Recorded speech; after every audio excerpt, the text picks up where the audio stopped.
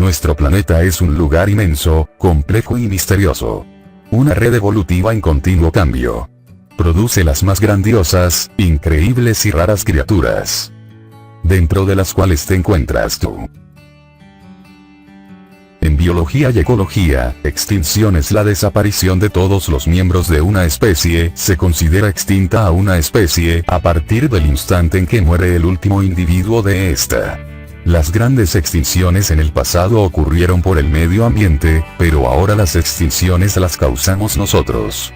En este momento te quiero presentar 10 animales que fueron cazados y extinguidos de la faz de la Tierra por el hombre. Número 1. El pájaro dodo. El dodo odronte es una especie extinta de ave columbiforme de la subfamilia Rapinae. Era una ave no voladora endémica de las Islas Mauricio, situadas en el Océano Índico. El dodo, así como otras aves del Océano Índico, entre ellas el solitario de Rodríguez, estaba relacionada con las palomas que habían dejado de volar para volverse terrestres. Cuando los europeos llegaron a las Islas Mauricio, lo consideraron un manjar y lo nombraron dodo. Dodo quiere decir tonto o estúpido. Lo nombraron así por su facilidad con la que lo podían cazar y asesinar. El pájaro dodo no había desarrollado mecanismos de defensa contra esta amenaza, ya que la naturaleza nunca imaginó que el europeo llegaría hasta la isla Mauricio. La caza intensiva para alimentación del hombre. La destrucción de sus lugares de anidamiento por la tala de los árboles. Así como también la cacería por los animales domésticos que el hombre introdujo en la isla como el perro y el gato diezmaron la especie en pocas décadas. En 1662 se observó el último pájaro vivo. Era una ave endémica por lo que no pudo cambiar de hábitat. Actualmente sobrevive pero en la bandera y el escudo de la isla de Mauricio como un símbolo de patria. Número 2. También conocido como lobo de Tasmania, tigre de Tasmania y tilacín. Fue un marsupial carnívoro originado en el Holoceno. Era nativo de Australia y Nueva Guinea. Se cree que se extinguió en el siglo XX. Se trataba del último miembro viviente de su género, Tilacirus, cuyos otros miembros vivieron en tiempos prehistóricos a partir de principios del Mioceno. La expansión de la ganadería diezmó su hábitat, al igual se le culpó de la muerte de ovejas, lo que hizo que los ganaderos ofrecieran recompensa por su caza. Entre 1880 y 1909 el gobierno de Tasmania paga de recompensa 1 libra de esterlina y 10 chelines por cada cachorro. Estos hechos diezmaron la población a escasas cifras. A mediados del siglo XX, en 1928 el Consejo de la Fauna y la Flora de Tasmania recomendó la pronta protección de los últimos especímenes. Pero no se pudo proteger ya que el último tilacín hallado en estado salvaje fue muerto a balazos por un granjero quien lo observó en los alrededores de su granja.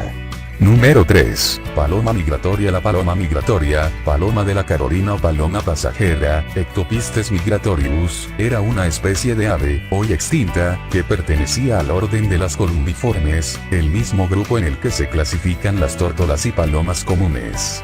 Se trata del animal que ha sufrido el declive poblacional más acusado de la historia reciente, pues en un solo siglo pasó de ser el ave más abundante de Norteamérica a engrosar la lista de especies extintas.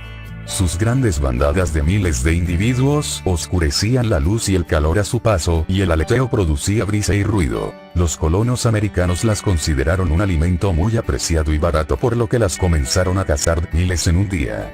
Esto diezmó dramáticamente la población rápidamente. En 1896 un grupo de cazadores atacó un lugar de anidamiento, dándole cacería a 250.000 aves, las cuales eran los últimos ejemplares de la especie.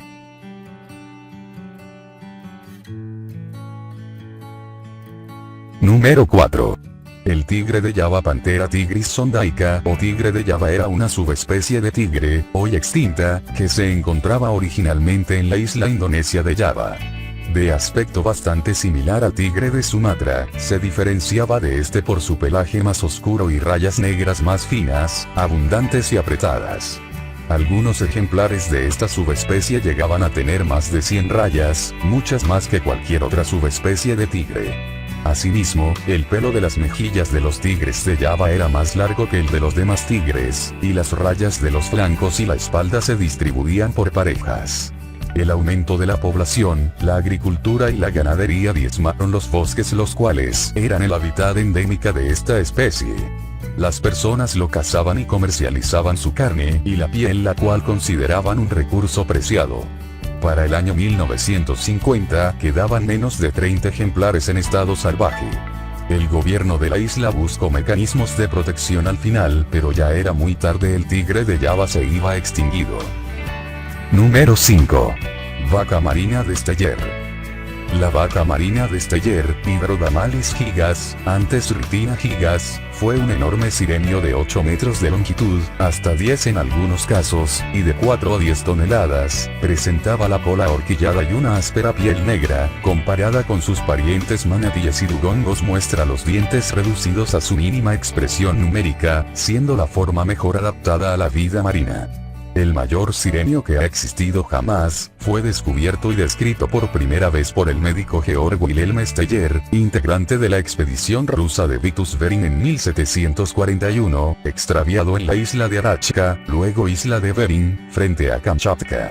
Su informe no solo entusiasmó a los zoólogos, sino también a los cazadores de focas y balleneros, que vieron un negocio lucrativo y desde ese momento, se convirtió en una presa codiciada por los marineros, que la cazaron en gran número hasta su extinción en 1768, los barcos se sucedieron uno tras otro frente a Kamchatka, y apenas 27 años después de su descubrimiento, fue abatida la última vaca marina de Steyer. A partir del año 1854 no quedaba ya huella alguna. Este enorme mamífero era un animal estrechamente emparentado con el dugongo, Dugong dugong, que habita actualmente en las costas del Océano Índico y parte del Pacífico desde Taiwán a Nueva Guinea. Al contrario que otros sirenios, la vaca marina de Steyer era el único conocido que habitaba en aguas frías, aunque tenía el mismo temperamento excepcionalmente manso, hasta el punto de dejarse matar con facilidad. Todo lo que se sabe de su biología procede de los escritos de Georg Wilhelm Steyer. Se alimentaba también de una amplia variedad de algas y plantas marinas, al parecer familias enteras compuestas por el macho, hembra y hasta 2 pequeños vivían unidas. Debían ser monógamos y los jóvenes podían nacer en cualquier época del año, pero sobre todo en otoño. Número 6. Alca gigante. La alca gigante, Pinguinus impenis, es una especie extinta de ave charadriforme de la familia Alcidae. Fue la más grande de las alcas. A diferencia de las especies actuales de alcas, la gigante carecía de la capacidad de vuelo, aunque era una buena nadadora y buceadora. El alca gigante también se denomina alca imperial, gran pingüino o simplemente pingüino. Originalmente, la única ave que recibía este nombre, derivado del gaélico penguin, que significa cabeza blanca, haciendo alusión a las 2 manchas blancas que presentaba en la cabeza, era el alca gigante. Posteriormente, los marineros y exploradores de los mares antárticos, en su mayor parte británicos, norteamericanos y escandinavos, comenzaron a llamar también pingüinos a las aves no voladoras del hemisferio sur, hasta entonces conocidas como pájaros o patos bobos, debido a su fuerte parecido externo fruto de la convergencia evolutiva. Los ejemplares adultos tenían alrededor de 1 metro de altura, unos 78 centímetros y llegaban a pesar 5 kilogramos. El plumaje era negro en las alas y la espalda, cuello y cabeza. A los lados de esta destacaban 2 manchas blancas. Penguin significa precisamente cabeza blanca en gaélico, del mismo color que el abdomen. Las patas eran oscuras y palmeadas, y el pico, usado para arponear peces bajo el agua, era muy robusto, razón por la cual los escandinavos la conocían como Heirfugl o Garefowl, que significa ave lanza en castellano. El rasgo más distintivo de estas aves era su incapacidad para volar, fruto de su adaptación al buceo. Formaban parejas que incubaban un único huevo extraordinariamente grande sobre los acantilados o las playas durante la época de reproducción. Sufrió una intensa persecución por caza, recolección de huevos y plumas y agotamiento de su alimento a causa de la sobreexplotación pesquera. Su incapacidad para volar y lo apetitoso de sus huevos, 13 centímetros de longitud y 400 gramos de peso, y carne las hicieron un apreciado alimento y unas presas perfectas ya en la prehistoria, como demuestran varios yacimientos paleolíticos. Fue sometida a una caza despiadada. Por otra parte, eran aves confiadas en exceso, que se dejaban capturar con gran facilidad. A finales del siglo XVI el alca gigante ya había desaparecido de la Europa continental y en América del Norte solo abundaba al norte de Nueva York. Los naturalistas del siglo XVIII describen su sabor como atroz, pero parece que los marineros no tenían un paladar tan exquisito y paraban a menudo durante sus viajes para aprovisionarse de su carne y, sobre todo, de sus huevos. Sorprendentemente, mientras el ave se extinguía en el resto del mundo, las alcas abundaban por cientos en algunos lugares de Islandia, como la isla de Eyjafjallajökull, a donde se dirigían con frecuencia los marineros para aprovisionarse de carne, pero debían pagar antes la mitad de lo que cazasen a las cercanas iglesias de Kirkjubór y Uppsala, que controlaban el acceso a las rocas de la isla, azotada también por fuertes marejadas durante todo el año. Peligrosidad y poca rentabilidad mantenían a salvo a las últimas alcas gigantes, de tal manera que algunos años ni siquiera arribaba allí un solo barco. Su suerte cambió durante las guerras napoleónicas, cuando dos barcos arribaron allí en 1808 y 1813, esta última vez en plena época de anidación, y se cobraron cientos de aves y huevos, sin respetar los privilegios de las iglesias cercanas. Para colmo, un terremoto hizo desaparecer la isla de Eyjafjallajökull bajo las aguas en 1830. Las alcas imperiales emigraron a otros lugares de Islandia donde no se habían visto en años, y fueron cazadas igualmente, e incluso apareció una, casi muerta de hambre, en las costas de Irlanda. La isla de Eldey, cerca de la desaparecida Eyjafjallajökull, se convirtió en el hogar de las últimas parejas supervivientes. Un ave tan sumamente rara despertó entonces el interés de todos los coleccionistas europeos, que pagaron cantidades cada vez más desorbitadas por hacerse con una piel o un ejemplar disecado de alca gigante. En 1840, los marineros de la zona informaron de que la población había desaparecido después de varias expediciones furtivas. En 1844, Carl Siemsen, de Reykjavik, persuadió al pescador Vilhjálmur Akonarson para realizar una última expedición a la isla, pues había oído que en Dinamarca ofrecían 100 coronas por un solo pellejo de alca gigante que pudieran encontrar. Akonarson desembarcó en Eldey el 2 de junio junto con otros 3 hombres, y 2 días más tarde consiguieron divisar entre las gaviotas una sola pareja de alcas en su nido. Las mataron y ya no se volvió a tener noticia de ningún otro ejemplar vivo. Varios museos de Europa y Estados Unidos conservan plumas, huesos y huevos de alcas gigantes, especialmente de la cosecha de 1830-1831. El último ejemplar vivo fue visto en 1852 en Terranova. Número 7. Moa gigante. Los dinornítidos o moas, Dinornithidae, son una familia extinta de aves paleognatas del orden Dinornithiformes.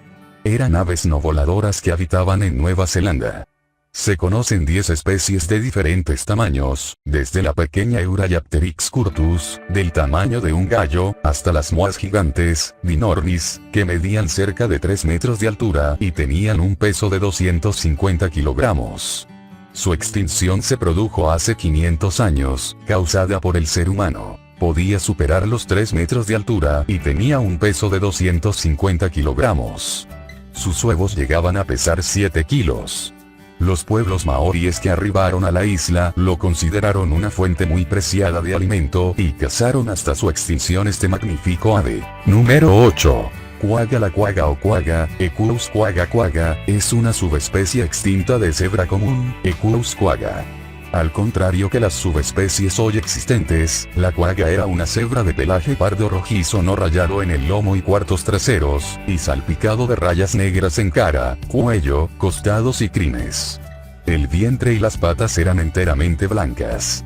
Estas diferencias tan grandes en cuanto a coloración condujeron a que fuera descrita inicialmente, 1788, como una especie aparte. Las quaggas formaban manadas en la zona sureste del actual Sudáfrica, como en la zona media y meridional del estado libre de Orange, siendo especialmente abundantes en la provincia del Cabo. Su nombre procede del idioma de los Khoi, o tentotes, y tiene un origen onomatopéyico. Es una adaptación del ruido característico de la propia quagga. La quagga es el único animal extinto cuyo ADN ha sido extraído, secuenciado y estudiado en su totalidad. Gracias a ello, los laboratorios de la Smithsonian Institution de Washington pudieron probar finalmente y sin asomo de duda que la quagga era una subespecie de la cebra de planicie. Las quaggas fueron cazadas desde la llegada de los primeros colonos neerlandeses, por su carne y su piel. Una de las referencias científicas más antiguas de la época acerca de la matanza de estos animales, es la de Edwards que, en 1758, describió sus características. Según este autor, la carne de las cebras era utilizada para alimentar a los peones o tentotes que trabajaban en los campos y sus pieles se utilizaban para fabricar sacos. Y tal era el número de quaggas y hasta tal punto llegaron estas utilitarias carnicerías, que se dio orden a los cazadores de recuperar las balas, extrayéndolas del cuerpo de los animales muertos, ante el temor de que se agotaran las municiones. A mediados del siglo XIX, la colonización del interior ocasionada por el éxodo de los Boer descontentos con la soberanía inglesa sobre la colonia condujo a la matanza de miles de cabezas dentro de un plan general de exterminio de animales salvajes en la zona. Esta política tenía como objetivo el destinar las tierras de pasto de las grandes manadas al ganado doméstico. La población de estos animales en libertad descendió rápidamente, hasta el punto de que la especie ya se había extinguido en Sudáfrica para 1870. En 1871 murió uno de los pocos especímenes cautivos en el zoológico de París, al que siguió el del zoológico de Londres en 1872, y el de Berlín en 1875, este mismo año ya resultaba difícil encontrar una sola piel de quagga en África.